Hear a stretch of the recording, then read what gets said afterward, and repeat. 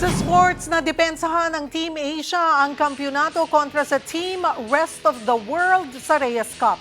Yan at iba pa sa pagbabalita ni Mobile Journal, Denise Valdesancho. Team Asia continues to conquer the world. Back-to-back champions kasi sila, this time sa 2025 Reyes Cup na nagtapos na kagabi. Ika nga ni Kapitan Francisco Django Bustamante ng Team Asia, no pressure. Matapos nilang walisin ng Team Rest of the World sa 4 na araw ng torneo 11-3. Ang tumapos niyan, tambalang Manas Biado kontra Gors Neuhausen, 5-2 sa doubles match nila. And he is the star boy for a reason dahil ang 18-year-old na si AJ Manas ang nag-uwi ng MVP title.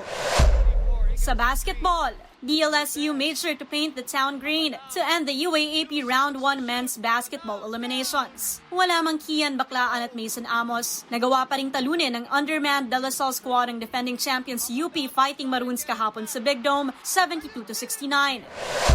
Yes, no Kian, no Mason, but also no excuses. It's a really good character game for both of us as in UP. Pinangunahan ni Luis Pablo ang Team Taft matapos niyang makapagtala ng 14 markers at 6 rebounds. Round 1 assignments done para sa FEU Tamaraos na nagpakita ng malaking kalamangan kontra UE Red Warriors 95-76. Yorick Bautista took charge after adding 22 points, habang double-double dyan si John Ray Pasaol na nag-ambag ng 17 points, 10 assists, 2 steals, and 2 blocks. Ito naman ang 7th straight loss ng Red Warriors na walang head coach Chris Gavina at star player Welo Lingo-Lingo dahil sa kanilang suspensions. Sinelyuhan naman ng NU Bulldogs ang round 1 by being on top of the standings with a win-loss record of 6-1 nitong Sabado sa Big Dome. Hindi kasi nakalusot ang Ateneo Blue Eagles sa Hawkson-based squad 71-66. Star of the show si Paul Francisco na nakapagtala ng 13 points.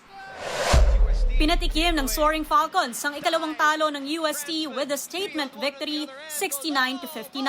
AJ Fransman led the way, chipping in 18 points, 2 rebounds, 1 steal and 1 assist. Mga kapatid, Mobile Journal Denise Valdesancho po, hatid ang mukha ng balita.